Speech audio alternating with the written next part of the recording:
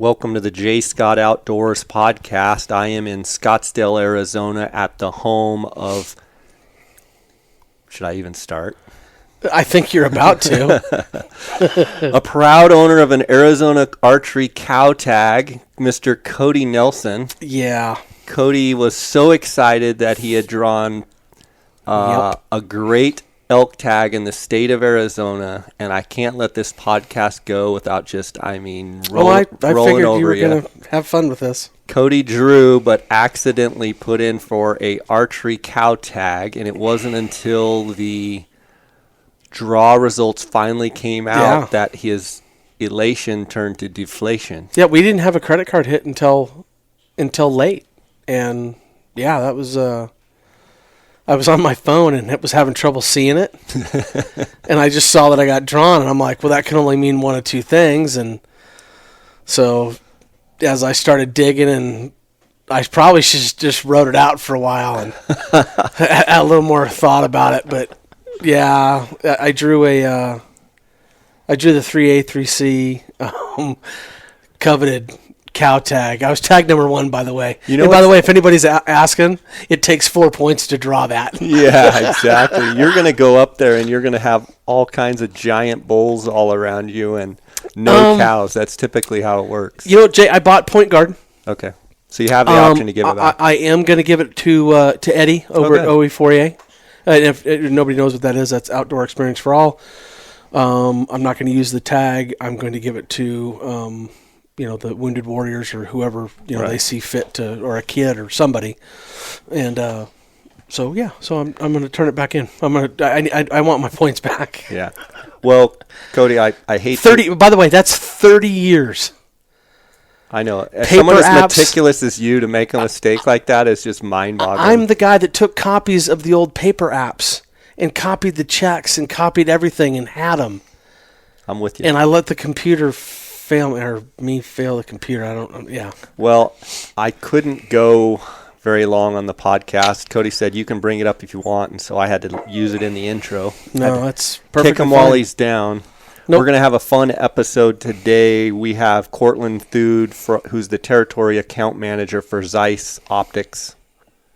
Thanks, Jay. Thanks for having me. Yeah, appreciate it. Looking forward to it. We're going to have a great podcast today. We've got a lot of great products out here on the table, and Cortland's going to educate me as well as the listeners on Zeiss. But we had to kick Cody while he was down a little bit about his cow tag first to start off. Cortland, let's start with you here. Get a little background on where you're from, where you grew up, a little bit behind the scenes on Cortland Thude. Yeah, so I'm actually originally from Phoenix. I grew up in North Phoenix, graduated high school here, went to college at ASU. And I like you already. Thank you, appreciate that. Yeah, no U of A fans here, right? That's right, not allowed. So yeah, I'm from Arizona, but born and raised hunting and fishing here. So hunted with my dad and my grandfather from the time I can remember until now. So awesome. Went to Arizona State. What years were you there, roughly? I graduated in 2009. So I was there. Shoot, you're just a pup. Yeah, I started at ASU in 2006, I think. Okay. Yeah. So did you enjoy going to ASU? I did. Yeah, I did. Big school now, isn't it? Big school, but it kept me in the desert, so I could still chase coos deer every year. So yeah. You're a coos deer nut? Oh yeah. Nice. We're going to talk about the Zeiss line today, and I got to be honest, I've been a Swarovski guy for a long, long time. To be honest with you, the first pair of binoculars that I ever got was a pair of 10 by 40 or 42, I don't remember. But the classics? The classics. Yeah, those were 1040s. Yep. Just incredible optics. I was so pumped when I got those. Those actually ended up getting stolen out of my truck. But while I used them for several years and absolutely love those binos, and I see people still using them today. Yep. Oh, it's still the most iconic Zeiss product ever made. Yeah, and the glass in them, I looked through a pair the other day, and it was like it's still as sharp and crisp as it's ever been. Yeah, it was a good binocular. Very good binocular. I'm sure a lot of the listeners are like me and want to maybe know a little bit more about Zeiss. All I really know is Zeiss is based in Germany. But I've always heard that, like Doctor and Zeiss were kind of part of the same company. They also had affiliations with other companies. And then something like when East and West Germany, when that line got, split and everything, that those companies split up. Do you have any knowledge as far as the background on that? My knowledge is a little limited as far as going back that far. I know the companies were affiliated and there was a split, so Zeiss is its own entity now. But Zeiss as a whole, I mean, the binoculars, spotting scopes, rifle scopes are just a small piece of what Zeiss does. Zeiss is very involved in the meditech world. They make all sorts of little parts for your cell phone, for surgery equipment, optician equipment, sunglasses, eyeglasses, all sorts of stuff. So Zeiss as a company is involved in many, many different industries. And that's the beautiful thing about that is we have engineers from Germany and from all over the world that can help us develop products for all of those different styles of products. Mm-hmm. And that knowledge allows us to create a lot of diverse things. I can remember seeing, and still to this day, seeing Zeiss, this blue logo emblem mm-hmm. on Sony cameras. Yep. Like point and shoot cameras, and having the Zeiss lens. Microscopes and some of the different things. And I would imagine that Zeiss's company, that the optics department is probably a small portion of, we get to thinking that, Zeiss Optics or Leica Optics or Swarovski, it's such a huge, but when you take some of those companies like that, it's actually kind of a small segment of a huge company. Absolutely. That has a broad spectrum of things that they're very good at. Absolutely. And I mean, Zeiss, we're known for making lenses for the hunter, right? Everybody in the hunting side knows Zeiss for the lenses, but we make lenses for microscopes, cameras. I believe we're making the majority of Sony's lenses now, and they proudly display that Zeiss emblem on their product because of the quality of the lens. So right. That's the one thing we're trying to really get the name out, is that Zeiss is wrapped up in all of these different industries and has their fingers in all these different pies because they do it well. And when it comes down to making glass, there's not too many companies that do it better than Zeiss, which is a benefit. There's a lot of other very good companies out there, but as far as widespread, Zeiss has a very wide scope of what they can do and what they already do. Sure. A little bit, digging in a little bit more on you as in relation to Zeiss. How long have you been working with Zeiss? And as territory account manager, kind of what does that mean to the layperson? So me actually working for Zeiss, this is a kind of a new venture. Zeiss actually just hired a whole new in-house sales force. So we have direct employees working for Zeiss doing all the sales. And basically what that means is we will go out and sell it to all the retailers. Do all the sales support, training, help with the marketing. So the Zeiss brand is represented in a consistent way throughout the whole country. And what that kind of relates to for the end consumer is you get the right information when you need it, and the products are on the shelf when you want them. And that's kind of our whole goal, is to make sure that we get our retailers educated, get our consumers educated, and get people excited about walking in and looking at a Zeiss that they may not have ever seen before. So in this day and age, the consumer is getting more and more educated, but I believe there is a lot of steps that still need to be taken to get the consumer to that end result. And I know I've done a lot of podcasts with Cody here, the glassing guru. I call him the optics authority. And we get a lot of feedback from people wanting more information. And I think that's, Zeiss creating kind of this in-house department that wants to spread the word throughout the nation and the world is a direct result of customers, yearning and longing for more information about products. I think that's where this podcast, as well as other podcasts and other, magazines, other information, is more educated as the consumer can get, the better off they'll be in making great choices. 100% agree. Yeah. So let's see what we've got here, not only on the table, and describe to me and the listeners kind of the Zeiss line.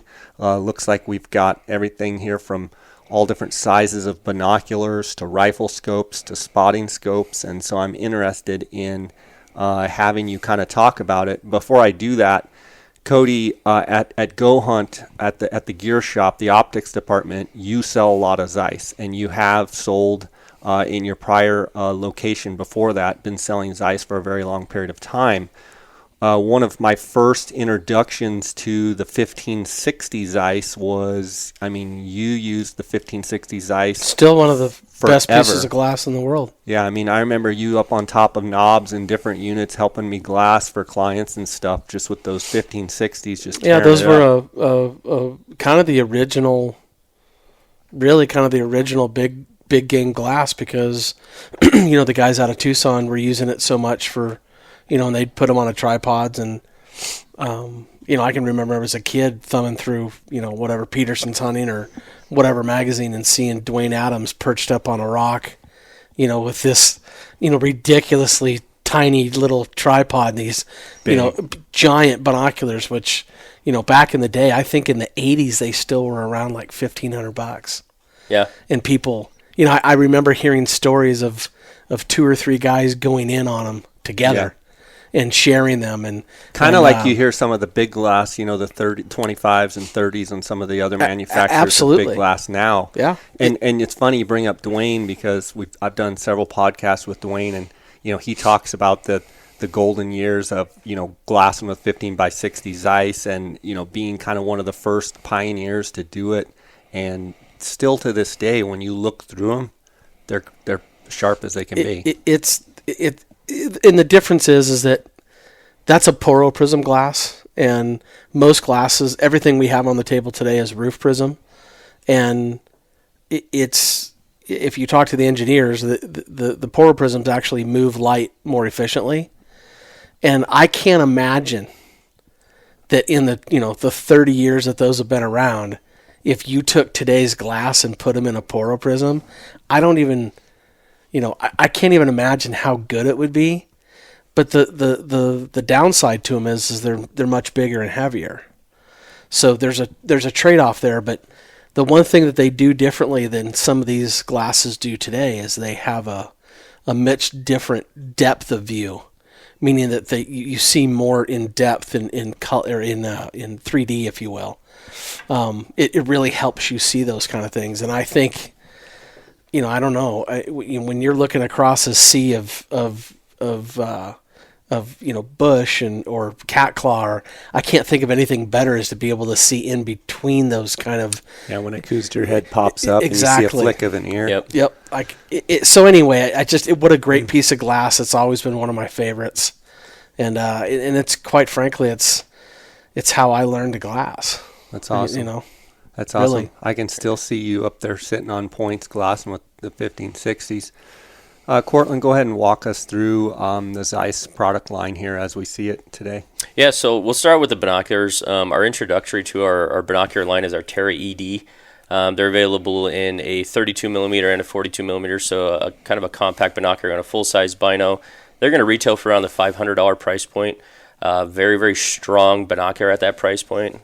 Cody, you guys have sold these fairly well. Yeah, really well, actually. Yeah. I mean, they've done good.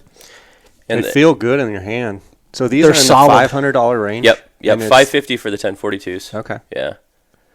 Yeah, I mean, it's and I think sometimes, when a lot of people think, oh, those are entry-level glass, and I don't know if you've picked up certain pieces of glass. I know you guys have, but it's probably been a while. But when you pick up certain pieces of glass that are entry level, sometimes they kind of feel wispy and light. Yeah. These feel solid. These have a completely different feel to them.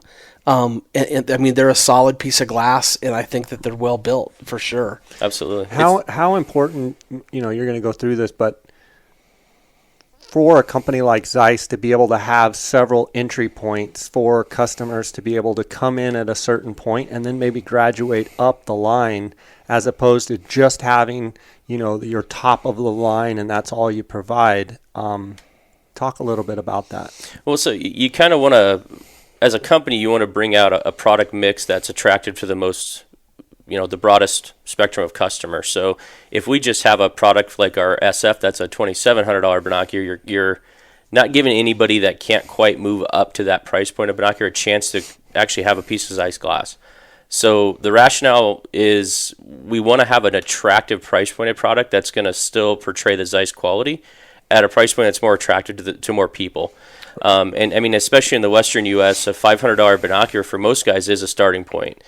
Because we use our glass so much, in the West, that you've got to spend that money to get that quality, get the performance out of them. So we feel that's a good starting point for us. Which, in turn, basically fits our model as well. Mm-hmm. And we're making changes to our product selection too. At Go Hunt? Yeah, absolutely. Because, you get guys that, it is, sometimes it's really, it's kind of sexy to have all the big stuff, and then you realize that there's a lot of people asking you questions about, hey, well, I want to get into this, and you realize, that your selection on that entry level end isn't, what you want it to be, and so we're broadening our spectrum too, and you'll see some changes in our lineup here, certainly, before the busy season happens. Absolutely, okay. And there's a lot of price pointed binos in that $500 price point that are quality pieces of glass. Absolutely. They're really good values for the money. But I always encourage people to go out and look through everything you can before you purchase a pair of binos. Take as many binoculars as you can outside and look at them in natural light, just so you get an idea of what you're buying, and buy what's most comfortable for you. I'd love to tell everybody, go out and buy a pair of Zeiss today and do it, but go out and look through them. If you're looking for maybe that next step up from your $100 pair of binos to $500 or $600 set, 'cause that's what you can afford, go out and look at as many of them as you can and pick the one that looks the best for you, it feels the best for you. Yeah, I know the guys at Shields and Cabela's and all the fun places are really loving when I say this, but if you're going to go into a store and ask somebody to take them outside. Absolutely. Most of the stores will do that these days. If you look at them inside under fluorescent light, I think everything looks good. It's hard to discern, but my point being is that your eyes matter most, and I think you should give yourself an opportunity to look at them. And any time that I've ever shopped in my life, you try to go look at something in the condition that you're going to actually be using it in, and I think the best time to do it is in the evening, or of course I don't know many places that are open at sunrise, but my point being is go in at sunset and look at that low light and see if it makes a difference to you. Go look at tire treads in the parking lot, or pick the tree out in the parking lot. Yeah, something to differentiate and kind of teach yourself what your eyes see and what's important to you. All right, so we've got the Terra EDs, and what's the next? The next step up is going to be the Conquest HD. So this is kind of getting up into the $1,000 plus price point. So we've got these in a lot of the same configurations: 832, 1032, 8 and 1042, and we also do this one in an 8 and 1056 for customers or somebody that wants just a lot brighter binocular with that big 56 objective. The light gathering on that bino is phenomenal. But this also gives us the ability to do the 1556. Those are going to retail right around $1,800. Personally, I think it's one of the best bangs for the buck out there as far as a higher end 15 goes. They're pretty lightweight, pretty small for how for the size of glass they are for being the 15. And it's a phenomenal tripod glass. We do include a tripod adapter with it, so if you buy those and buy a tripod, you're hitting the hills and ready to go. Just the adapter? Yep. Yeah. Yeah, pretty simple pin style adapter, quick release. So how much are these? $17.99. Okay. Yeah. We got a good feel to them. Glassed up a lot of deer with those. This your go-to for coos? That's my go-to. Yep. I spend more time behind those than anything else. Okay. Yeah. Yeah, you'll find that that's. It truly is an excellent piece of glass on the mountain. Absolutely rocks. Yep, and very comfortable eye cups, which is kind of hard to find in a lot of 15s. These are kind of a little bit smaller eye cup than some of the competition, so they're a little bit more comfortable for the guys that do like to have their eye cups all the way out and plant their face behind them. Yeah, just a solid bino, and it's a very durable binocular. It's an aluminum constructed bino, so they're pretty tough and pretty rigid. I'm not going to say I've beat mine up, but they've been well used, and I haven't had any issues with them. So. Okay. And then jumping up from the Conquest HD, we'd go up to our Victory SF. So this is our premium handheld binocular. It's an open bridge design, magnesium frame bino. This is the brightest binocular in Zeiss's lineup. It's a 95% light transmission. Extremely light and extremely well balanced bino. These ergonomically correct. Exactly.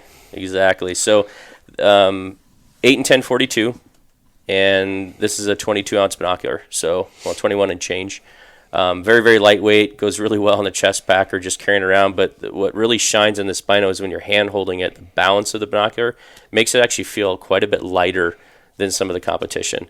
It just balances very well in the hand, so you don't get a lot of fatigue if you are hand holding it for a long period of time. Super bright, super light, and the color resolution in that binocular is phenomenal. Good stuff. And what are those retail for? Those are $27.49 for the 1042s. And if everybody goes onto the website, gohunt.com, we have little gift cards for them when they purchase. You have photos of all this on the Go Hunt site? Absolutely. Okay. Yeah. Everything that you see here today, like 95% of it is on our website. Okay.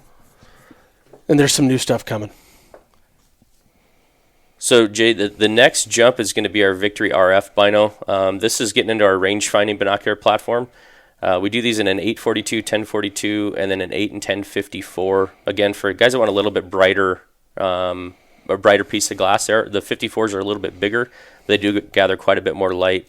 What really makes this binocular shine is, range-finding binoculars become very popular over the last probably 5 or 10 years. And when you start talking about having a premium piece of glass with a premium rangefinder, the price point does go up on them. But this is an 11 to 2,500 yard rangefinder. Does your angle. It also has a built-in weather station. So what that gives us is, in conjunction with the Zeiss hunting app, you can actually build all your ballistic profile on our hunting app and Bluetooth all of your ballistic information into the rangefinder, and then customize the display in the rangefinder to give you different ballistic holdovers or different ballistic readings. Like if you look through this guy here, the ranging button's on the right side. Mm-hmm. If you can get a range on it, that should be set up for, I believe, my 6.5 Creedmoor. It'll actually give you the range first, and if you keep looking, the second readout's going to give you MOA holdover, mm-hmm. and the third readout, I believe, is click correction value on my rifle scope. So that's pretty not neat. only will it tell me how many MOAs to hold over if I'm shooting off a reticle, but it'll tell me how many clicks to dial the scope. Yeah, so I'm hitting the button, and then the numbers are just appearing. It seems like there's about a second and a half, maybe 2 seconds between each. That's just it should be right at about a second and a half. Yeah, that's just a ballpark. Good stuff. And the nice thing about that too, Jay, is that in the app you can switch it from right to left if you're a bow hunter or left-handed, right-handed, mm-hmm. whatever. Say that again. You can switch. You can make it so it works either way. Yeah, so you can invert the buttons. Yeah, I like that. Yeah, I actually like the buttons way down here on this side. Yeah, and being in front of the bridge and the buttons are a little bit bigger. If you're ever wearing gloves or have anything, everybody wears gloves in your glass, and if it's cold, you can still get positive purchase on that button. It's been an unbelievable piece. This is a true 92% light transfer Bino. Anytime you're talking about a range-finding binocular versus like a standard binocular, mm-hmm. the range-finding binos tend not to be as bright because you have to send the signal out of one lens and receive it in another lens, mm-hmm. and the coatings that are needed to receive that do hamper your light transmission a little bit. And that's broad across everybody's range-finding binocular. Is that the reason why when people ask me the question, they'll say, why does a non-rangefinder binocular seem a smidge brighter than a rangefinder binocular? That's exactly right. Yep. Okay. Yep. You've got to have a coating on one of those lenses to be able to receive that signal back in to get the range. So there's always going to be a little bit of a difference between a range-finding binocular versus a standard bino, because standard bino doesn't have that lens in there, or may not have that coating on the lens in there. But you're mainly talking that where you see that discrepancy or see that difference is in super low light conditions. Exactly. Like right now, it's 11 o'clock in the morning. You're not going to notice the difference at all. No, you'd be hard pressed to notice the difference right now. But that last 30 minutes of daylight, that first 30 minutes of daylight, you can notice the difference, and it's not a huge difference. You're talking a couple % light transfer. But it is pretty constant from my experience in everybody's range-finding binocular. And Cody, you might be able to speak more to that. And I think some of them you find that there's actually less light transmission. When Zeiss came out with the HT, I think that I think they certainly kind of hit it out of the park, because it was one of the brighter, if not the brightest, that we had looked through at the time. Yeah. And I mean, I know Leica re-engineered their HDB their HDB 3000s, and then so and that also is a bright piece of glass, but I think when it comes to it, this is pretty darn bright. When you stack them up side by side next to each other, it's pretty impressive. I believe, and I don't know all the figures off the top of my head as far as brightness goes, but I believe these are rated as the brightest rangefinding binocular, and it could be for the focal length because they're a fairly short binocular. Right. The other thing you notice, Jay, is when you're holding that, it feels like a regular bino. It doesn't feel like a rangefinding binocular. There's nothing else added to the body to make it bulkier. So the benefit we've seen is it fits in the chest packs very well, just like a standard 10x42 does. So it just makes it a little more ergonomic. Like on the Swarovski, they have those wings down here. Yep. These feel just like a regular binocular. You wouldn't know they're a range-finding binocular until you start hitting the buttons. So you're telling me that right now this is set up for right-handed, but you could set it. It's kind of hard to describe to the listener, but if I'm looking at what would be the back end of the binocular? Yeah, up towards the objective lens, right in front of the bridge. Where, let's say, if you were just holding a pair of binocular where your index finger would just gently rest, that's where the buttons are. Yeah, the buttons and you can switch those buttons if you're left or right-handed. Exactly. Okay. And it's all done via Bluetooth with our app. So the benefit of the app being Bluetooth is you don't have to have cell phone service to change the settings on your binocular. You can change the settings by just using the menu button on the Bino, but if everybody's ever tried to do that, it becomes very cumbersome. It's really easy to bring up your app, sync it with the rangefinder real quick, make your changes, and you're done. Just on the fly, it's a lot faster and a lot easier, and everybody's always got their cell phone on them now. So one thing I'm also noticing too, I'm twisting the eye cups on the ocular side, obviously, and there's some clicks. Stages. So there's places where you can get perfectly lined up. Yep. Those should be 3-stage, right? Yep, it's a 3-stage I like that. eye cup for your eye relief, yeah. Now, I normally go with the eye cups all the way in, but I notice a lot of people really like to have the eye cups, have them out. Question for both of you. I feel like the brightest, best image is when the eye cups are all the way in. All of my binos, I never use the eye cups. Someone play the devil's advocate and tell me why someone would like to use the eye cups. Well, there's a couple things. First of all, is it goes back to that. What's your eye see? What do you feel? Way back in the day, you were talking about Dr. Optics earlier, and the Zeiss. I don't even know how I figured it out, but one day I rolled the eye cups forward, and I don't even know why I did it. I'm not an eyeglass wearer. And for people that don't know that, that's why you can change the eye relief on them, is because if you have eyeglasses on, it still gives you at least a decent, field of view and, perceived, I'll talk about that in a second, perceived field of view. Well, I rolled those eye cups on the Zeiss down, and it was like somebody turned on the lights.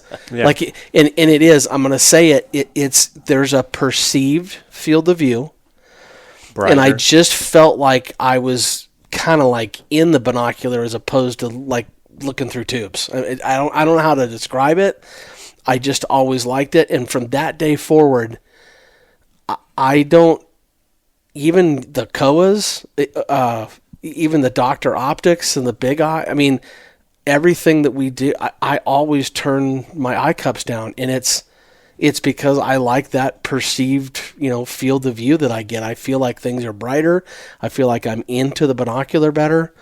What would you say the general consumer is when you're at trade shows and seeing people do, and if you handed someone with the eye cups all the way in, how many times do they crank the eye cups?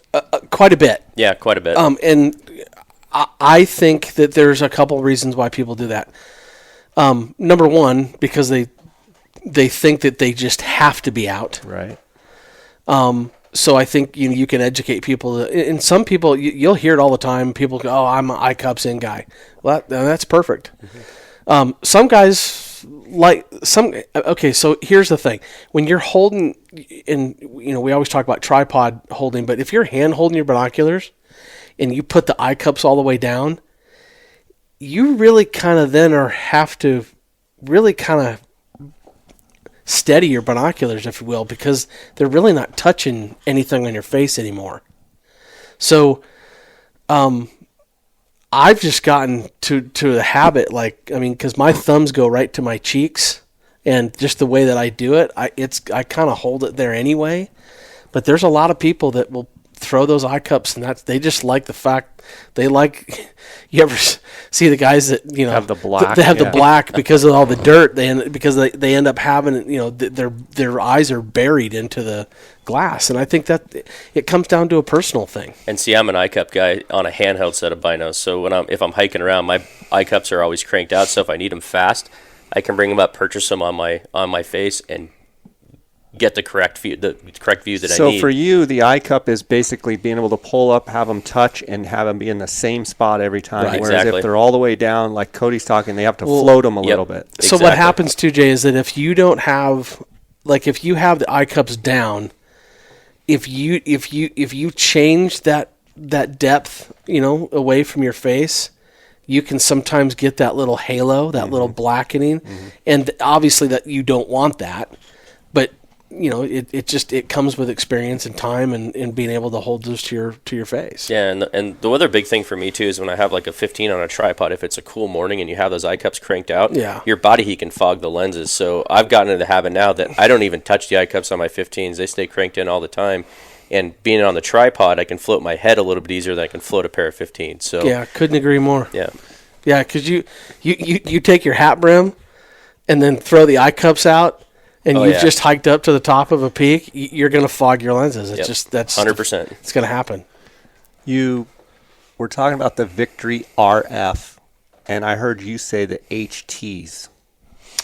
Well, yeah, the body style that RF comes from was originally the Victory HTs. Okay. And Cortland, I mean, you can tell them because they're, Yeah, the HT is an older series of binoculars, so we've discontinued it in favor of the SF because we made the SF a little bit lighter.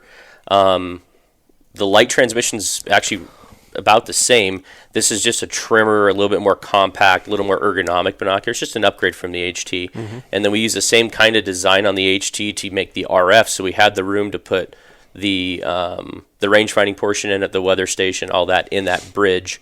So if you look at an HT and an RF, they're actually fairly similar in design, and that's the reason. So we could actually use that platform to develop the rangefinding portion. And Cortland, you talk about the 11 to 2500, like the Swarovski EL doesn't start until 33 yards. So you're at 11 yards all the way out to 2500. My question would be, how consistent can you get those 2,000 plus readings with those? So it's all how consistent you can hold the binocular. If you can hold the Bino steady, we can get readings. I've actually ranged about 2,200 yards hand holding these, and on a tripod I've gotten over 2,500. Okay. So if you're really doing a lot of extended ranging, I would recommend putting them on a tripod for that 15, 18, 2,000 yard range, but it is very doable hand holding them. The way that they've engineered the laser in this is it's a little bit more accurate than I've ever seen it. It's very quick. So it kind of reminded me of when Leica came out with the 3000. It was a very fast rangefinder, but it was a little touchy holding it and getting it steady on the target. So anytime you're ranging that far, especially on a smaller target, you got to be able to keep the Bino still. So from what I've found is if I'm consistently ranging over 1,500 yards, I'm going to try to put this on a tripod just to get that consistent and faster range. Okay. All right, so that covers the binoculars. Yep, so that's kind of the down and dirty on those. And I'm sure we could go on for hours about each specific one, but we're trying to just kind of do a general overview. So let's go right into the spotting scopes next.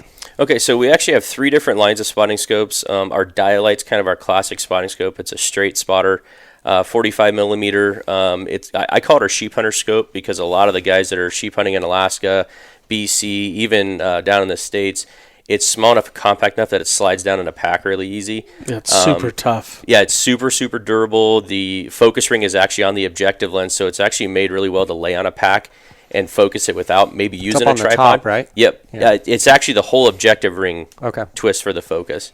So that scope's actually been around for quite a while. It's been a very popular one for us. The 2 newer scopes we have are the Conquest Gavia. This is a 30 to 60 by 85 spotter. These are going to retail for right around $2,000. Very, very tough and durable scope. One thing they did is they actually shortened the body on it a little bit. So it's only like 15.5 inches long. So if you do want to throw it in a pack, it's a very packable scope. Even That's keeping an that 85 millimeter? Yeah, this is an 85 objective. Yeah. So very, very good, what I call a mid-price point scope. I mean, when you're looking at spotting scopes, this is going to be right around that mid-tier price point. The glass quality stacks up very, very well to pretty much everything I've put it up against. The other benefit is it's a very durable scope as well. So aluminum constructed, so it's very tough. Simple eyepiece, good focus ring on the objective, so you've got a full ring to focus instead of just a little knob. Just makes it a little easier when you're using gloves or anything bulky. I noticed this is an angled, comes in straight as well. We don't. We actually only make them in angled. Okay. We found all that spotting scopes? Yeah, all of our spotting scopes except the dialite. The dialite is a straight scope. Okay. But in the Gavia and in its big brother, the Harpia, those are only going to come in angled. We actually found that we were selling more angled spotters than straight, and we just decided to bring those out in angled, and they've done really well. And I'm sure you guys know the benefits of an angled spotter in varied terrain, or when you have multiple people looking through the scope. An angled scope comes in a lot more handy than a straight scope. So from a company's perspective, you guys were selling a lot more of the angled, so you decided just to make them in angled. Exactly. Yep. And that plate, Jay, too, on the bottom where your right hand is, that's also basically the exact match to a 200 PL plate. Okay. So you don't even have to add another plate to it if you don't want to. Nice. It'll go right onto. So this onto would go right onto the head. Mm-hmm. Okay. So this is the Gavia. Yep. And then we're going to go up to the Harpia. The Harpia angled scope as well. We do them in a 85 millimeter and a 95 millimeter. And the biggest difference in these two is going to be the glass quality. We're going from our mid kind of tier glass with the Conquest HD, or the Conquest Gavia, excuse me. And then we're jumping up to the Harpia, which this is our full FL glass. It's basically our FL? highest. Yeah, it's our fluorite coated lenses. Okay. So it's basically the highest rated lens that we produce for an optic. The other benefit to the Harpia is we move the power ring from the eyepiece to the objective lens. And the big benefit there, it's kind of a revolution, if you will, in the spotting scope market, is it keeps your field of view more consistent throughout the whole power range of the scope. So when you look at at 70 power on the 95, we're consistently getting 40% wider field of view than some of the competition. And I mean, all that translates to is you can see more in your field of view at one point at the same magnification. So what you're saying is when you go to full power at 70 on some of the other spotting scopes, you're going to have a narrower field of view, where on that you can basically go from the lowest power all the way to the highest power and maintain that. Yeah, you're keeping a more consistent angle of field of view. It won't maintain, but it's like the cone doesn't get as sharp. I mean, yeah, it's narrow. It doesn't get as narrow. Yeah. Okay. So I mean, the most comparable scope to this, they're at 35 feet field of view at 70 power. We're at 58. So it's a drastic. That's 13 feet, isn't it? It's 23 feet. Wait, what did you say? 35 to 58. Oh, so yeah, it's huge. So it's 23 feet. Exactly. So it's a big difference, and I mean, everybody likes to take pictures now, right? I mean, I use my spotting scope for digiscoping for video work.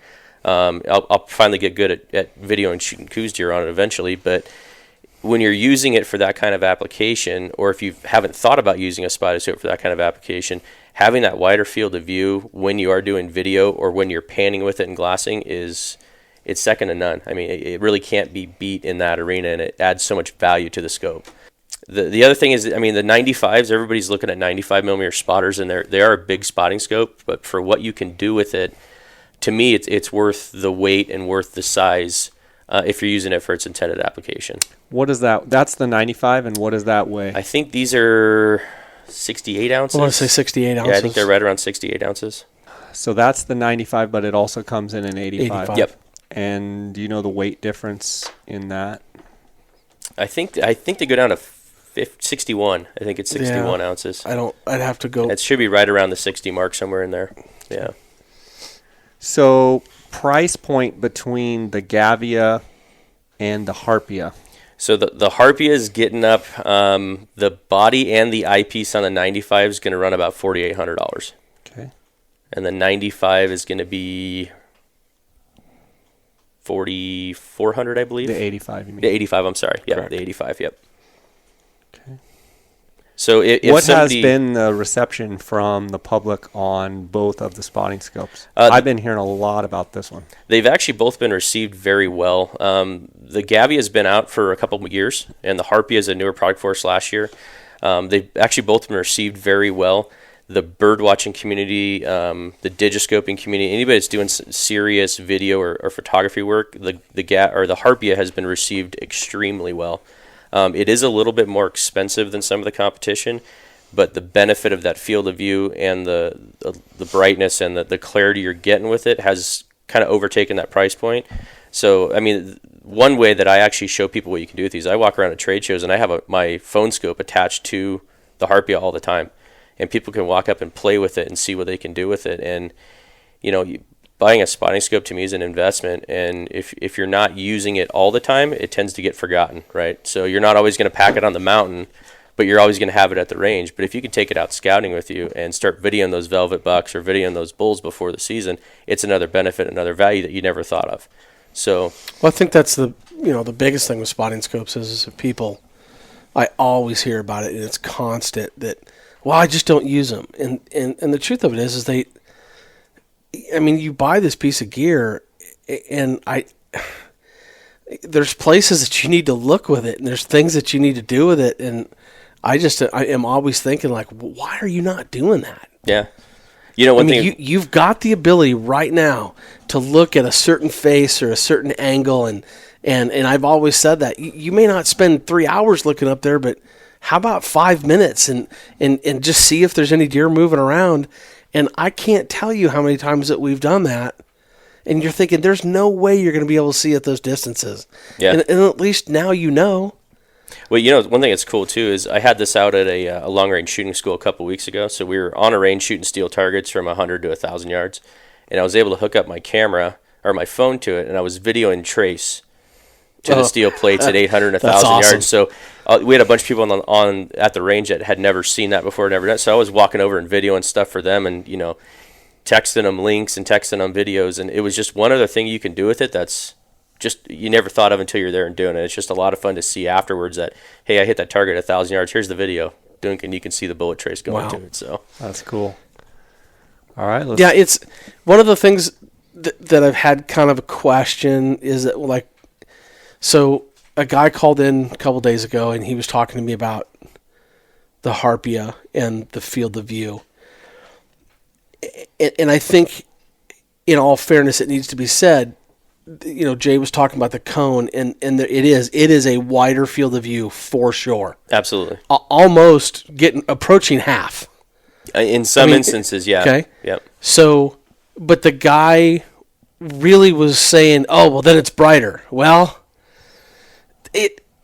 it's you have a wider field of view, but just because the field of view is wider doesn't make it brighter. Yeah. And I was trying to explain that to him, and I don't want to give people the wrong impression of it because it honestly, it's fascinating that they can. When I first looked at it, I was like, how did that just happen? Because it really maintains the field of view really, really well. Yep. And it's going to surprise people, and I think that they should give it a look. Yeah, it's just that simple. We always tell everybody that the Harpia shines at high power because of that increased field of view. Because Absolutely. In a spotting scope, when you crank up the power so high, that's the one time people don't want to use it because it seems like you're looking through a tube or looking through a tunnel and you're not seeing much. So having that extra field of view just gives you more usability at max power. Right. So no, stuff. Absolutely. And it is usable out to 70. 100%. Yeah, I think that's the old days where you used to take it to 60 and think, I'll turn it back to 50 and get a little. Right. I think that those days are I think these are usable pieces of glass all the way through the power range. It's definitely a good time to be a consumer. Oh, for sure. There's some good stuff out there for sure. For sure. All right, let's dive into the rifle scopes. So the rifle scopes are pretty simple. We've got 3 different series rifle scopes: our V4, V6, and V8 series. So the numbers represent the magnification power. So on the V4, it's going to be a 4 times magnified scope. We have them from 1 to 4 to 6 to 24. The V4 is all 30 millimeter tubes. We kind of designed these as a dedicated long range hunting scope. So In your 4 to 16 and 6 to 24, which are generally going to be the longer range scopes, we do a capped windage turret and a uncapped elevation turret with a ballistic stop. So having a ballistic turret on here, and basically for everybody that can't see what we're doing, is the turret has numbers, so you can actually dial your MOA holdover for your longer range shots. And these do have a very positive zero stop in them. It's a metal on metal zero stop. So if you are doing dialing at extended range and multiple turns on your turret, you have a very quick reference point right back to your zero. Which is important. It's very important. To me, I would never run a rifle scope that I'm going to dial a turret on at long range without a zero stop. Yeah. For people that aren't as familiar with it, once you get behind one and start playing with any rifle scope and you're dialing, you're going to take a shot, get excited because you hit that target or hit that animal, and you're going to forget to turn that turret back to your 0 point. And the next time you take that rifle out, you're going to fire that first shot if you're not paying attention and not have any idea where it went. So having that reference point back to 0 is extremely important. And explain for those out there listening, zero stop, what you're talking about. So when you go out and you sight in your rifle and you get your 100-yard or 200-yard or sometimes 300-yard 0, you can actually orient the turret to where it's on the 0 mark on the turret, which means 0 MOA. Okay? So at 300 yards, it's 0. 0, yep. And then you lock it so you can't dial down below that 0 point. So the lowest you can dial the rifle scope is at 0. And then as you're taking your longer range shots, if you're shooting your 300 Win Mag at 600 yards and you've got to dial at 14 minutes, you can dial 14 MOA on the scope and then turn it right back down until you hear it stop or feel it stop. The other thing that guys you want to look for in a rifle scope is, especially when you're going to dial, make sure the clicks are positive. There's some scopes out there, clicks are a little bit mushy. And if you are dialing it without looking at it instead of count, and you want to count the clicks, if you can't feel them, you're kind of at a loss there. So you want to make sure that they're positive enough that you can feel them. Feel them for sure. And then crank that zero stop back to 0. Yeah, it's very positive. Yeah. Yep. Well, and the thing too, Jay, is that like if you put like those turrets that you see there, I would say those are like medium height. Mm-hmm. Some every once in a while you'll find some that are lower, but that's about that's a good sized turret. It's not obnoxiously big. So if you're on a sheep hunt and you're putting it into a gun scabbard, there's lots of people that go to pull them out, and it's not the big giant tactile, like where it's got grooves and like points, to where when you go to spin it out and that sheep lining on the inside of a saddle, goes to grab it and it just spins it. Yep. And now you don't have a clue. Yep. Or the guy just completely forgets. Well, if you train yourself and you always go back to your 0 stop before you start, it's just basically knowing where you're at all the time, every time. And Absolutely. In the heat of the moment, wouldn't you agree, if you shoot at an animal and it's, let's say it's out there at 600 yards, it takes off running and all of a sudden it's coming right at you, the ability to go back to 0. Absolutely. Because now you may have a 250-yard shot or a 300-yard shot. Absolutely. And we all know what happens in the heat of the moment. People usually, I see it all the time, just people panic. Absolutely. Yeah, and stuff can happen if you have the right equipment that makes it easier in the field. You can kind of reduce some of those whoopsies, right? Yeah. So a couple more things on the V4. So we make these in 44 millimeter in the 4 to 16 and a 50 millimeter, and then a 6 to 24 by 50, which I feel are kind of the more Western hunting style scopes out there. The big benefit is with the 30 millimeter tube, you get 80 minutes of travel in these scopes. So for the guys that are going out and actually shooting at fairly long range, you've got a lot of adjustment range in your turret to be able to compensate for those longer range shots in a pretty lightweight package. The 4 to 16, These are like 22 ounces. The 6 to 24 is only 24 ounces. So for that much power with a 50 millimeter objective, you've got a fairly lightweight package that you wouldn't have a hard time throwing on a 6-pound, 7-pound mountain rifle and you're not having an issue. You're at the 1,000 in the V4. You're 1,000 to $1,200. Yeah, so we're going to start, the 4 to 16s are right around $999. The 6 to 24 illuminated is $1,200. Yep. So good, attractive price point. Now, these are all second focal plane rifle scopes. I think that's important to note that Zeiss doesn't produce any first focal plane at the moment. So these are dedicated long-range hunting scopes.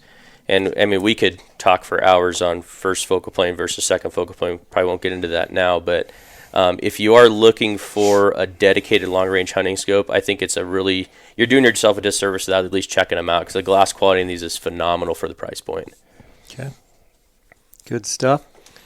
All right, then we've got the V6. Yep, going up there, the V6 is going to be our step up, and the biggest step up in glass? Yep, so that's the biggest jump is the glass quality. So this is actually getting up into our higher tier glass. If you think about it kind of like our binoculars, we had our Conquest, and then we went up to our Victory. This would be kind of more of the Victory style glass, so FL glass. Same style of turrets. These turrets are a little bit more positive than the V4. Same zero stop. I don't know if you guys can hear that. Yeah. It's very, very positive. Yeah, I mean, it's funny to hear both of them, but it's automatic to hear the difference of the V6s. Yep, and this is 100% engineered, made in Germany. Basically, the top tier 30mm rifle scope that we can produce. We do it in a 3-18. Actually, we do a 1-6, a 3-18, and a 5-30. To me, the 3-18 power for any kind of Western long-range hunting rifle, this is money. I mean, that's a 5-30. This is the 3-18. 3-18. Yep. So this is for the that's power gonna range. That's going to cover everything. Exactly. Mm-hmm. I mean, if you guys have done any long-range shooting, I know both of you have. 18 power is plenty of power, especially in a hunting situation, to get to 5, 6, 7, 800 yards without an issue. You do get a little bit more travel in the scope. So in the 3-18, you get 103 minutes of travel. So again, if you really want to take it and put it on your 338 Lapua and crank it out there to 2,000 yards, you've got the ability to do that. What is each revolution? So 20. These are actually 20-minute turrets. Okay. So and then what? And I'm sorry, and I don't. The V4. The V4. Same. Okay, they're both so 20-minute both turrets. 20 minutes. Yeah, okay. The turret caps are actually identical on both of these scopes. The other thing is Kenton Industries cuts custom turrets for these. So if you've got a guy that likes having his yardage turret cut, you can send it in and have Kenton cut you a turret with all your ballistic information without an issue. The other thing worth noting, too, is we do have a couple different reticles in both of these series of scopes. The most notable is going to be our ZMOA reticle and our ZBR reticle. So the ZMOA reticle is a pretty traditional hash mark style reticle. And depending on the scope, you can either get them in 1 or 2 minute increments. So that means all of your hash mark subtensions are going to be either 1 minute or 2 minutes for windage holdover, elevation holdover, whatever you may want. With the ZBR reticle, it's similar, but it has that Christmas tree style reticle. So you've got built-in windage marks and elevation holdovers in the Christmas tree. So Zeiss is kind of a newer reticles for us in the last 2 years that they haven't had much to compete in that realm of that style of reticle, and they've been extremely popular for us. I mean, personally, I've shot both of these scopes out to, we went out to 1650 a couple weeks ago with the V4 for 624, and they're very repeatable, very usable. The way that all of these are designed, we tend not to get any reticle cant in our stuff. I mean, a lot of scopes, and Cody, you've probably seen this a little bit, even with higher end scopes, there's a little bit of a deviation of how centered that reticle is. Yeah. That's one thing that we really try to do is make sure that when we engineer and put these things together, that your reticles are 100% there. So if you go out and do a tracking test where you're tracking how much your turret's actually changing your bullet impact, right, they're 100% spot on. The V8's going to be our kind of our premium tier rifle scope. They're all 36 millimeter tubed 1-8s, or excuse me, 8 powers. So we've got a 1-8, a 1.8 to 14, a 2.8 to 20. I'm drawing a blank now, and then a 4.8 to 37. So they're a little bit larger scope, and those are more designed as kind of a traditional European hunting style scope. We do have our ASV turrets on those, so you can actually get a custom turret ring cut for your ballistic information. We're a little bit limited on the travel of those scopes since they make the erector tubes in them so big to transfer all that light and keep them as bright as they can. They generally don't play too well cranking out there past 600 yards. True 30 mil. True 30 mil. Yep. Right. Yep. The glass quality in that V8 is unbelievable. To be honest, to me, it rivals pretty much anything I've ever seen. But they are little bit limited as far as a long range Western hunting scope. 500, 600, 700 yards is about the max you're going to get out of them. Yeah, they don't have the amount of travel. Yeah, and being as big as they are a little bit heavy because since the glass we use is so premium and such a dense glass to get you that brightness, the scopes tend to weigh a little bit more. Your customer for that is who? We sell a lot of those in Europe. The 1 to 8 in particular, we do really well with those on a dangerous game setup because you've got true 1 power at 1 all the way up to 8 power. So Right. a guy going to Alaska to chase a brown bear or going to Africa to shoot his slam, you've got the variable power enough to do the dangerous game up close with 1 power or crank that 375 out there a little bit farther at 8 power. Gotcha. Yep. Gotcha. Good stuff. Out of this line, I mean, would you say that you sell, a ton of the V6 We've been or the V4? well Well, from my perspective, we've been selling a ton of the V4s. V4s. It's just the price point is kind of in that sweet spot, and they're just extremely capable scopes. For what people want to do with them. Both we've seen kind of a more popular lately has kind of shifted to the 6 to 24, but we still sell a fair amount of the 4 to 16s. I think you're seeing a lot of people go to the 6 to 24s because people are wanting. They may not be hunting at 1,000 yards, but they're wanting to plank or at least hit target or hit ring steel at that distance. And how much of that do you think is public perception as far as compared to actual quality and actual use and what you actually get out of it? Well, their buddy tells them they need the higher power. Oh, I think that well, I'll tell you right now, I get it every single day. Oh, my buddy says I gotta have this or I gotta have power, and the truth of it is that one of my favorite scopes is the Swarovski 5 3.5 to 18, and even at some of the longest shots I've taken with it, I've still never shot one. I've shot it at 18 power, but I always turn the reticle until it feels good in the hold I've got and the rest I've got, and so it just works for me that way. I think sometimes, and we've talked about this before, but I think sometimes too much power creates more of a problem than it solves. Because a lot of people, I've had the fortune to sit at the FTW and shoot at, 12, 14, 1,600 yards, and I think the one gong was 1,800 yards. And when you turn the scope all the way up, I don't care. You can feel your heart. You can see your heartbeat in the reticle. That's never good. And you've got to be able to back that off and control your breathing and get set. And there's so much that goes into that I think that some guys are absolutely capable. I think they absolutely practice like they should. I think they go out and they hit steel. But I would tell you that I'm going to say that 75 or 80% of the people that call, they may want to shoot at 1,000, but if you ask them if they'll take a shot on game at that distance, no way. Absolutely won't do it. And that's fine. Just at least they know their limitation, and they want to shoot at 1,000, so it makes that 500, 600, 700 yard shot feel better to them. Truthfully, that's what they want to do. Extend their range. Exactly.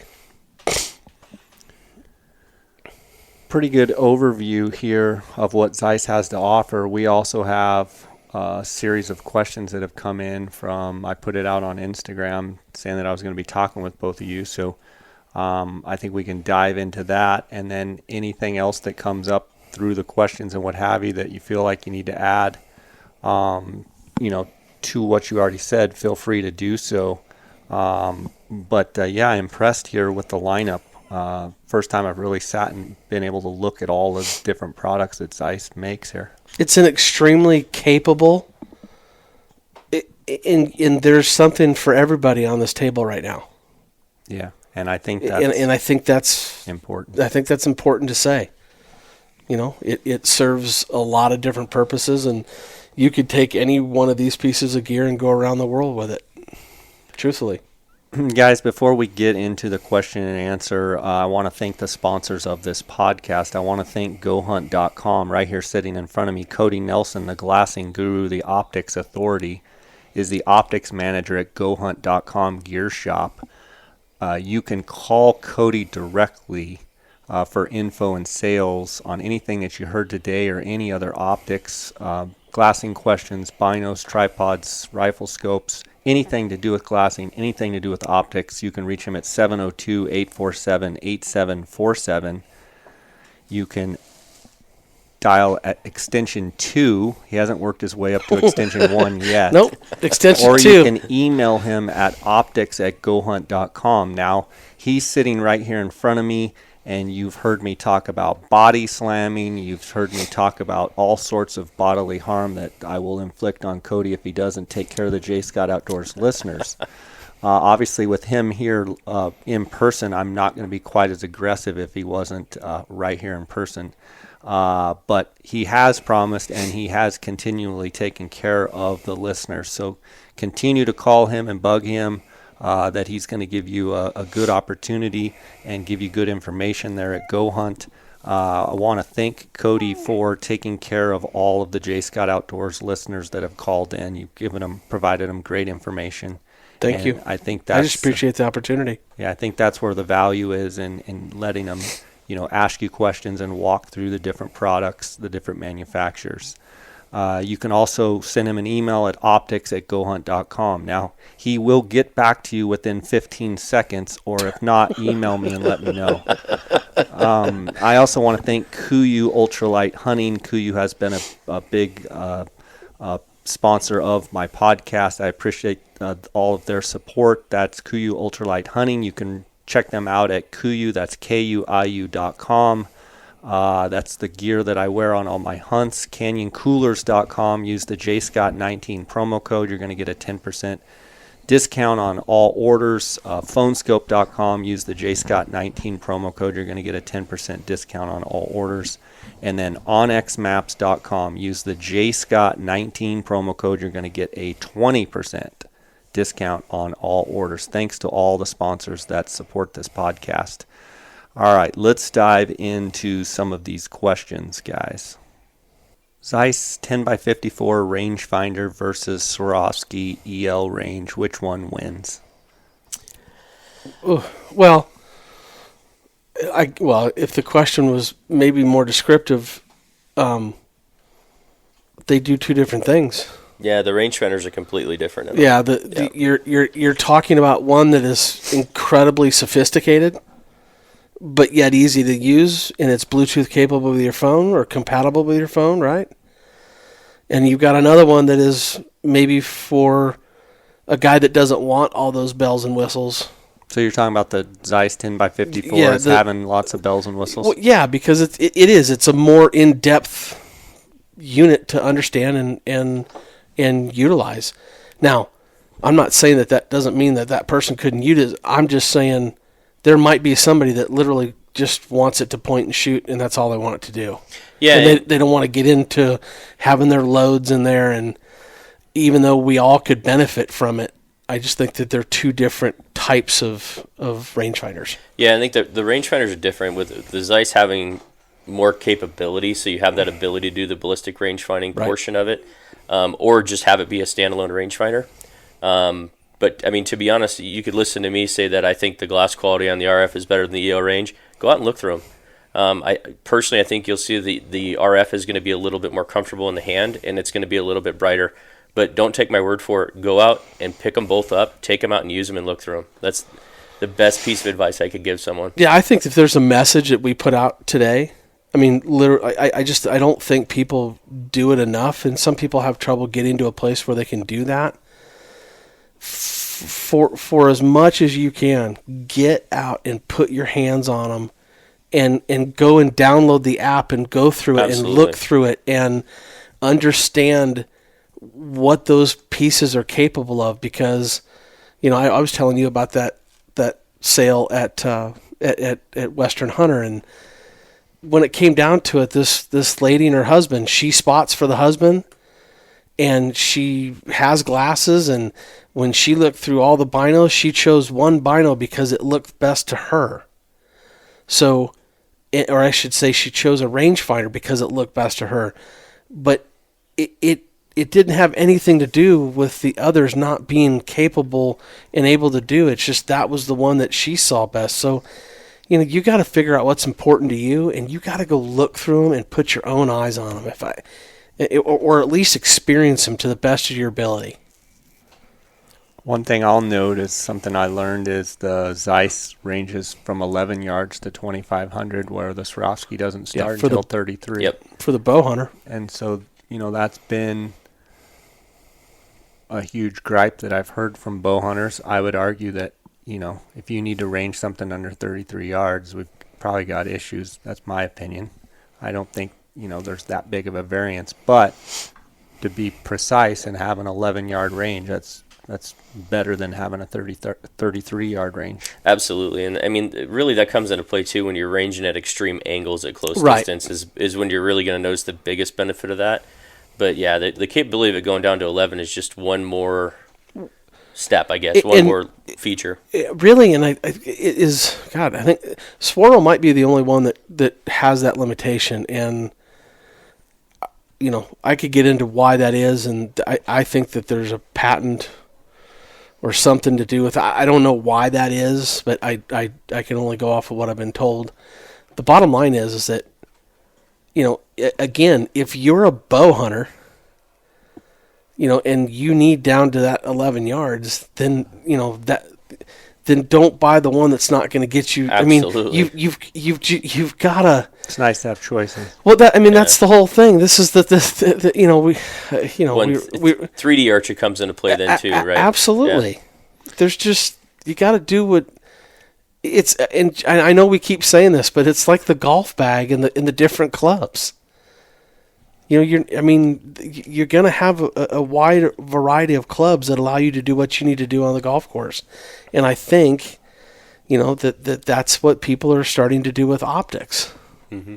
So those Victory RF, that does come with angle compensation as well? Yep. Oh, yeah. Okay.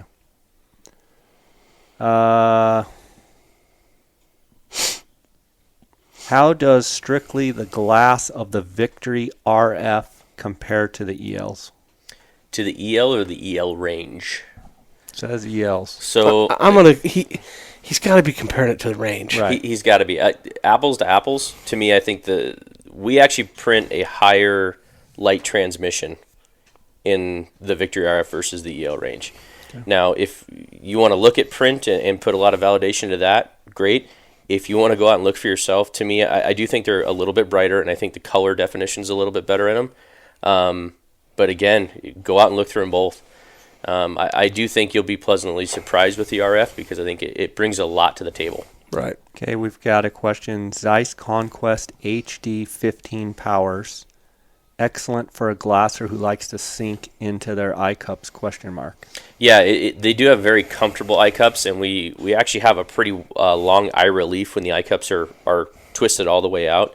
So for a guy that really likes to get in and sink into his binos, they fit very well in that situation. Well, in just thinking about that question and looking at them, even in their down position, they're still not as flat as, say, all the others. Mm-hmm. So I mean that might be a benefit to somebody as well, is they don't have to have them extended all the way. Mm-hmm. Any plans of a Zeiss 12x56 or Zeiss 1250 Conquest? Well, I cannot confirm nor deny anything. No, we're constantly upgrading our lines, so that kind of customer feedback is what we want to hear. If you guys do want to see a 12-power Zeiss binocular of a Victory or a Conquest, send us an email at the customer service email. Let us know, hey, was listening to the podcast, would really like to see this, or hey, I love this binocular, but I'd really like to see a 1250 in it. I mean, that's the kind of feedback that we want to hear, because at the end of the day, we're producing binoculars for consumers. So if you guys have an idea, send it to us. Again, it comes back to the whole choice thing. Yeah. I think Barton's probably tired of hearing me asking for certain things like that. But, I mean, I did it the first day I met him, so why not keep doing it? But, man, I'd love to see a 12-power, 1254, 1256. I think those would, there's a lot of people that believe in the 12s and they like the field of view versus the power. And, if you made one in a 54 or 56, I can't imagine them not just being incredibly bright. And, I know it's worked in other brands, and I think Zeiss has a place at the table, and I think that they should. I'd love to see a 12. Okay, Conquest versus Leica Trinavid 10x42. So the Conquest HD, I mean, if you're talking the old Trinavid 10x42, I think they're going to be a very comparable product. I actually have not compared the new Trinavid to the Conquest. It's a nice piece of glass. You might be able to speak a little more to that. I think you're...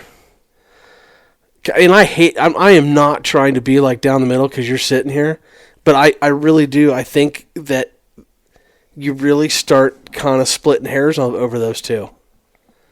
I think they got to be pretty close. They're both a nice piece of glass, perfect for handheld. Again, those kind of things. I think that the most important thing that person can do is it's not about what you and I say. Absolutely. I'm sorry. It's just not. It's not about... Now, if they said they needed it for this and it had to weigh, and I mean, yeah, you give them the specs and those are obvious things, but when someone wants to compare two pieces of glass together, again, your eyes don't lie. Agreed. And I just, you keep coming back to that because, there's 4 or 5 pieces of glass in that mid range that are really good pieces of glass. And it's, I think you do. I think you start splitting hairs with them, and I think you need to go put your eyes on them, and I think you need to go look at them, and you need to make a decision on purchasing them, and I just hope they purchase from me. How's that for one-sided? But, yeah.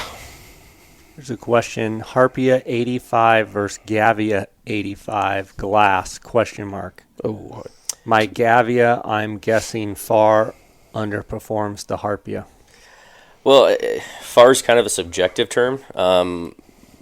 The benefit of the Gavia is the increased glass quality. So the Gavia is going to be, the Harpia has the increased glass quality. The Harpia is going to be brighter. It's going to have better color definition, and it's going to have that extended field of view. So when you put, if you put the 85 Harpia at 60 power versus the Gavia at 60 power, there's going to be a noticeable difference. But you're also talking a scope that costs over twice as much. So it's hard to compare apples to apples when you have that big of a price point jump because you are increasing your glass quality so much going to the Harpia.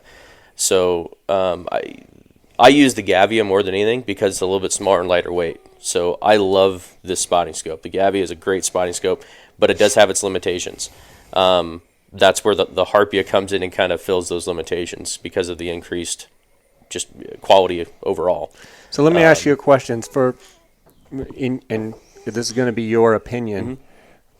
In other lines out there, and let's even say like a Vortex, top-of-the-line Vortex, you're going to take this Gavia quality over the top-of-the-line of a Vortex, Loophole, any of the other.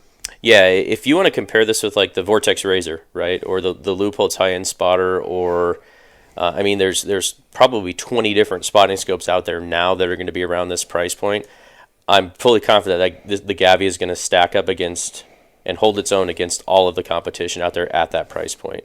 Optics are fairly subjective, that it's one of the only industries that what you do literally get what you pay for. The more you generally spend on them, the better quality piece of equipment you get. So it's hard for me to say, go compare a Gavia to a Harpia, because you're not comparing characteristics in glass that are close enough to make them similar enough to be able to justify it, right? There's going to be a pretty big increase. Now, for the price point of the Harpia or the Gavia, it's an incredible value. And Cody, you've probably spent more time comparing them side by side than I have. I think the other thing that needs to be talked about is that when you start saying one's better than the other, I think you really need to look at some of the other things, like how well do they focus for you. It can't just be, some guys, I watch guys that fight with focusing binoculars. Man, if you have that hard a time every time you do something, like maybe that's not the binocular for you. So or maybe that's not the spotting scope for you. Maybe some of the gearing on the focus rings are different. Some are lighter, some are heavier. So you got to start looking at all those little intangible things to realize, you know what, that's what I'm paying for when I buy something that's, you know, $1,500 more than the other. And so again, we go back to that you're investing in the glass, but you're investing in your time. Like how much time do I fiddle with that focus ring? You know, and how much time am I blinking because my eyes don't see as well?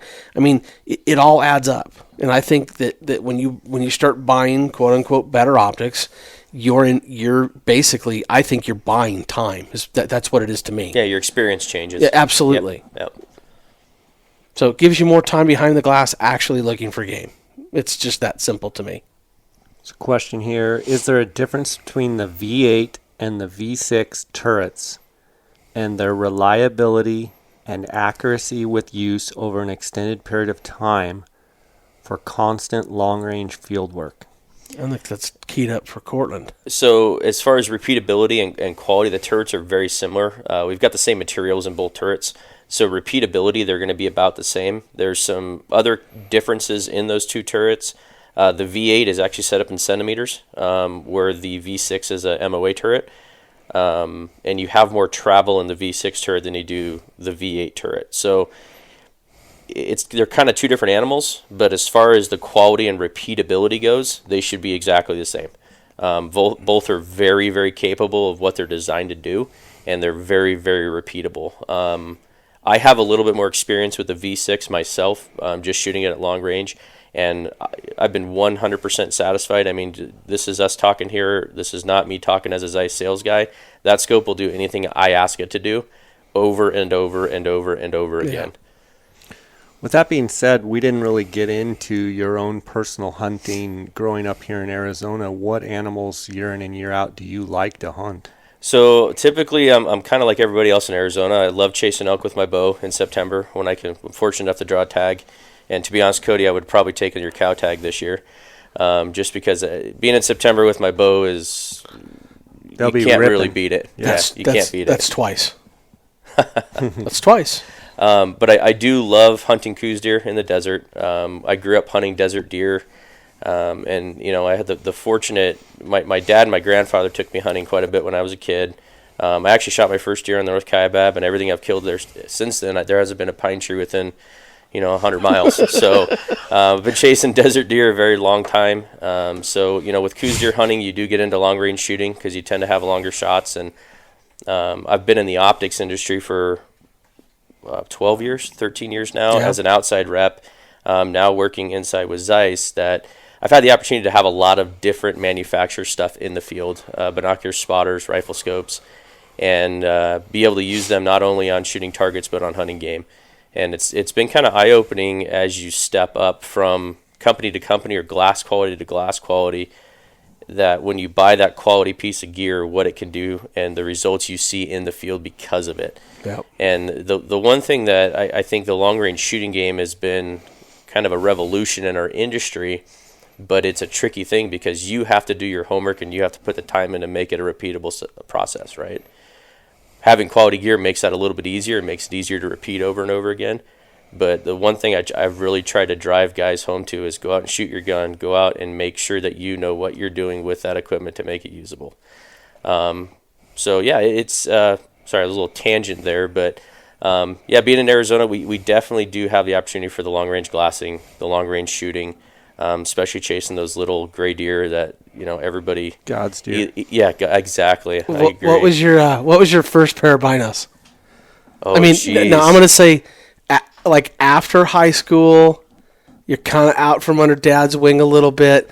What was your first pair of binos? I don't really want to say it because it's almost embarrassing. Well, no, I mean... It was a pair of ELs. What was it? Yeah, so I used to work at Sportsman's Warehouse, and we had a very good industry program. But I will say the first pair of binoculars I bought myself was a 10x42 Nikon Monarch. There you go. Yep. So you've used a lot of the different products. What are you running now as like your chest binocular, your pack binocular, spotting scope, rifle scope? Like, what's your go-to? So I've actually been running the 1042 Conquest for the last 7 years. Great choice. I bumped up to the 1042 RF as a chest binocular. I've been running the 1556 Conquest for about 5 years now. and I have no plans of changing that. That's been a solid binocular and a solid performer for me. As far as rifle scopes go, I use the V4 and the V6 rifle scopes now, but I've used probably 10 different rifle scopes over the years. And personally, I like the weight of the V4. Keeps my rifle a little bit shorter. That 4-16 44 will be on my 7 mag this year for my Coues deer hunt. It's a 21-ounce scope, and it gives me all the performance I need. So, and most of your ranges of shots are, 3 to 500. Yeah, 3 to 5 in there. Once in a while, we'll have something a little bit farther than that. We've killed them under 100 yards several times, but yeah, usually 3 to 5 is about average of what we're seeing. Okay. So would you? If someone asked you, would you say, "I'm a Coues deer hunter"? Is that what you kind of associate with? It is, yeah. That's what I spend more time doing, I think, because we have the ability to do that. I can get a tag every year. I can chase good quality bucks every year. So I tend to spend more time doing that than anything else. You like hunting desert bucks or bucks up in the forest, or what do you like? I'm a glutton for punishment. I like the desert bucks. Yeah, that big wide open hot hunt. We do the October hunt quite a bit. You're laughing because you know what I'm talking about. Just the hot box. Yep, it's so. I've never. From an opportunity standpoint, those hunts for residents, for sure, even for non-residents, those October hunts, you can almost get drawn every single year. Yeah, and we've had hunts where over the course of a week, we've seen 30 bucks. Yeah. The deer numbers are there. If you're not going out, for the guy that wants to go out and just do a hunt, that has some equipment, that knows what he's doing, you can go out and kill a Coues deer every year in October and get a tag every year in October. If you want to go out and start chasing size and I'm not going to shoot a buck below 105 inches, get a little bit more picky, you still have that opportunity during that hunt as well. So, sure. To me, our Game and Fish department has tailored those hunts. They tend to be a little bit more people in there, and they're busier, they're hot. But if you get off the beaten path a little bit and you let your binos do the walking for you, you can be successful every year on those hunts. Okay, we've got another question here. What do you recommend for a chest binocular? I have Swarovski 15s already in my backpack. I would start with my first recommendation would be the 1042 Conquest, and then the Victory SF going above that. So it kind of depends on what your price point is, what you're comfortable spending on a pair. The one thing that we haven't noted much is Zeiss's warranty. And I'm going to kind of outline this and get into that. But the Zeiss's warranty, it's a lifetime transferable warranty, but it also has a 5-year no-fault policy. Right. So chest binoculars are the one thing that we see come in warranty the most because they get used the most without a tripod. They get dropped, they get picked up. You drop them and ding an eye cup and break an eye cup. So if you're looking for just a standalone handheld chest binocular, I would look at the Conquest HD for about, they're $1,100 or $1,050 for the 1042s. And then the SF, which is going to be the big jump up in quality, up at about $2,700. Just to kind of depending on what you're comfortable spending.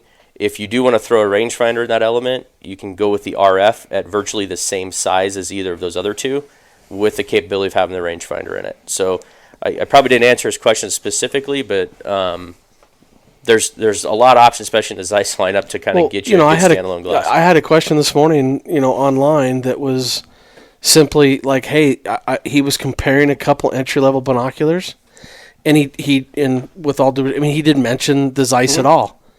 So I immediately threw the Zeiss in there, and his response back to me was favorable, and so it hasn't turned into a sale yet, but that's the difference when you have the ability to get somebody in a start, or entry level. Yeah. Because the difference between say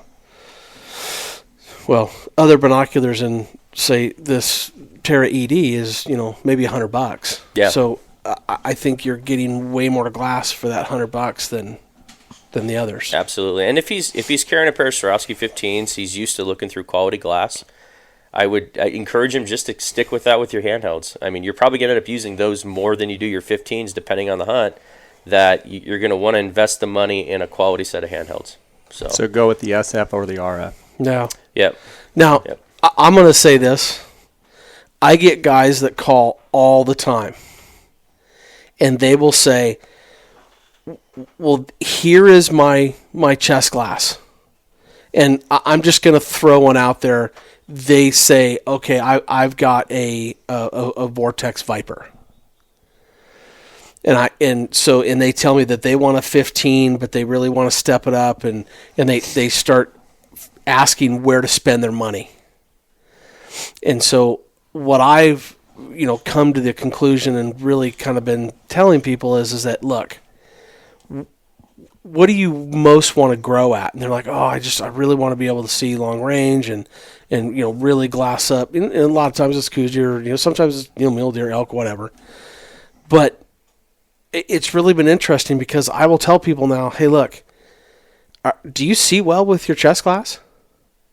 Well, sure, absolutely. They've worked really well for me. I said, keep them. I mean, for right now, keep them. Put the money into the bigger glass because, and not to disagree with what you're saying, but if a guy's hunting coos deer or he's really glassing a lot, he's probably got them mounted on a tripod 85% of the time. Absolutely. So, and he's not using the chest glass, but when he's moving. Yep. So I've just kind of taken on a little bit different thought lately that, you know what? Hey, keep those on your chest and use them. You're already beating them up and having fun with them and chest back and the whole deal. Use those for a while. Go get your set of 15s. And when you've gathered up and recovered from that purchase, then go back and do your 10s. And I got to be honest with you. I think it's been a really good thing. They almost appreciate the fact that you're not trying to get them for one thing, but you're just listening to them, and that's what they really want. So I think it really helps them kind of make that decision of, you know what, good man. Because I tell them, like, it's not like, I mean, do you see any game now? Well, yeah, I see a game. Well, it's not going to magically just get better that you have, so go find the ones that you're going to see game at a farther distance. And I think that for the longer range stuff, the better glass means more. I agree, 100%. So, yep. That's the only, difference that I say in that. But if a guy just had to have one, I would go with your theories that, I'd go with a better piece of first glass. Yeah. So, I guess it just depends on where they're at in their purchasing history. Absolutely. We've got a question here. I'm looking to upgrade my tripod and head. Best medium weight system for glassing mule deer. Obviously, Cortland, you're a coos deer glasser and coos deer hunter. I'm sure that you'll have some input to this, but Cody, what are you thinking? So, and he says midweight, right? Yeah, he says, looking to upgrade my tripod and head. Best medium weight system for glassing mule deer. Yeah, I'd look real strongly at the 290 extras, either carbon fiber or aluminum, and I'd go with the VA5 head from Suray. I think that's Which legs would you go with? The Manfrotto 290 extra. I mean, if he wants to go a little bit lighter weight, then you can go into the slick 634s. Or like the Suray 1205 SKs. I think he's going to get more versatility. And when he says mid-weight, to me that means he's not looking for the lightest weight. So I would lean towards the 290 extra aluminum from Manfrotto or the 290 extra carbon fiber from Manfrotto. I've got a question here. It kind of goes back. I'll kind of paraphrase it. It kind of goes back to the Zeiss warranty. You said there's a 5-year no-fault warranty. Explain to me exactly what that means. So no-fault warranty, it's pretty much whatever happens to the bino for 5 years, we'll fix them. We do print in there that if it's gross abuse, negligence, like if you take your binocular out and beat it with a hammer, we're probably not going to fix them for you. But if it falls off the back of your truck and breaks or gets run over by your quad, Zeiss is going to be there to back you up. I mean, we realize that buying a higher quality or a higher end optic is an investment. So we want to make sure that you guys are protected on that side as far as warranty issues go. And the way we run our warranty on the 5-year no fault, it's either repaired or replaced at no charge to the customer. Very simple process. You get on our website, you fill out the repair form, send it in. We send you a number to send it back. That way we know when that package hits our doorstep where it's going and what's going on with it. Pretty quick turnaround time depending on what's going on with the optic. And the repairs are actually done in Tennessee. So I was Everything going to stays in the ask you States. that. So I know, where is Zeiss's North American headquarters? So our headquarters are in Thornwood, New York. We do have a repair facility in Tennessee. Okay. And then so some of the older Zeiss products cannot be actually repaired in-house in the States. They do have to go back to Germany. The benefit is we do have stuff that goes and comes from Germany all the time. So the turnaround time has been significantly decreased from times past. So Good stuff. Cody, anything I'm missing here that I need to be asking Cortland that you can think of? And from a Go Hunt, gear shop perspective, I'm sure you get a lot of people calling and you do a lot of sales with Zeiss. Any last minute final No, thoughts? I just I just think people really need to look at the lineup. I'm not lying when I say that you could take one from each category, and I think you could make a case that you could go anywhere in the world with what's sitting right here on the table. And that that could mean you could go to Africa, or you could go to Alaska, or you could go hunt coos deer in Sonora. It doesn't. I think that the Zeiss lineup has done nothing but gotten better and better and better over the years. And not that it was ever bad. It just they just keep coming out with new and better stuff. And I think it's I think it's what people want. So, I would tell you that everything that's on here, we are offering a gift card right now, and I would tell people to take advantage of it, because it's, that gift card is, like for the 56, that's a $150 gift card that you can use in our gear shop, and I think you're crazy for not taking it. So it's pretty good offer. absolutely. Cortland, any last final thoughts? So one thing I'll encourage you guys to do, if you guys haven't seen the Zeiss Hunting app, download the Zeiss Hunting app. It's got a very, very good ballistic profile or ballistic computer in it. So even if you're not using it in conjunction with our RF, it's a very good standalone ballistic calculator, and it's a free app. So go download that, go check it out. It kind of gives you an idea too of what Zeiss is capable of if you're maybe not familiar with Zeiss. But yeah, I encourage you guys to go see your retailers, call Cody at Go Hunt, and start checking out some stuff. I think there's a lot of offerings here that will turn some heads, and I think a lot of people haven't seen yet. So if you're in the market for some new gear, go check it out. Awesome. Cortland, moving forward, have you drawn any hunts coming up, or do you have anything specific, whether in-state or out-of-state, that you're fired up about, or any trips? I think you're headed to Germany to go to Zeiss, if I remember correctly. Yep. So this year we're going to Germany. We're going to go check out the factory. They just moved the manufacturing facility from Wetzlar to Oberkochen, so we're going to go check out the new manufacturing plant. As far as hunts go, I was the proud recipient of more bonus points this year, so I will, as of right now, I'm not hunting elk or antelope, so we'll see how the sheep draw goes, and then, fingers crossed. How many points you got for sheep? I just rolled over 19 points for sheep and 19 points for antelope. Good so, for you. Yeah, I'm getting up there. I should probably pick your brain a little bit on where to put in for sheep this year, but, yeah, I'll probably be chasing coos deer in the desert in October, November, somewhere. Awesome. So. Well, it's been a real eye-opening day for me to be able to get to see the whole Zeiss lineup here. And I want to thank Cortland for your time and your expertise. And I want to thank Cody, as always, for doing these fun podcasts. I know the listeners and Instagram followers get a lot of value out of it. I want to encourage anyone out there to give Cody a call, to reach out. If you have follow-up questions, you can email him at optics@gohunt.com. You can also give him a ring, 702-847-8747. That's extension 2. And again, Cody, thanks for your expertise. Jay, I think the thanks needs to be given to you. The response that we've gotten from the podcast and the customers and the questions, and some people, maybe they don't buy today, they buy later, but the response has been nothing short of phenomenal, and we just appreciate the opportunity. Good. And I know we've been friends for a long time, but that has nothing to do with the friendship. I mean, literally, yeah, it just amazes me, because the that we get calls every day or an email every day, just saying, "Man, I heard you guys." Or it's funny because sometimes I don't know which one they're listening to. And when they start mentioning body slams, they start mentioning body slam. I'm like, oh, what episode was that? So yeah, it's pretty funny. But yeah, they're having. I think that's the biggest thing that I'm getting from this is that I think they just the customers are just.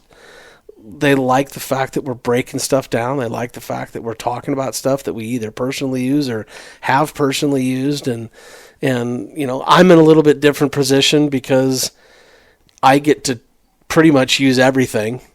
And so, I do have personal favorites, but all in all, my job is to educate people and help people make the best decisions for them. And Jay, without this platform, we do a great job at Go Hunt or doing our own thing, but this is, in my eyes, this is just a perfect place to do it. Well, I appreciate both of you guys giving some time here. I also want to thank you guys, the listeners out there, for your avid support of this podcast and the loyal support. It just blows me away every day. I want to encourage you, if you have questions of me, you can send me an email at jscottoutdoors@gmail.com. You can also follow along on my Instagram. You can send me a direct message. That's at jscottoutdoors.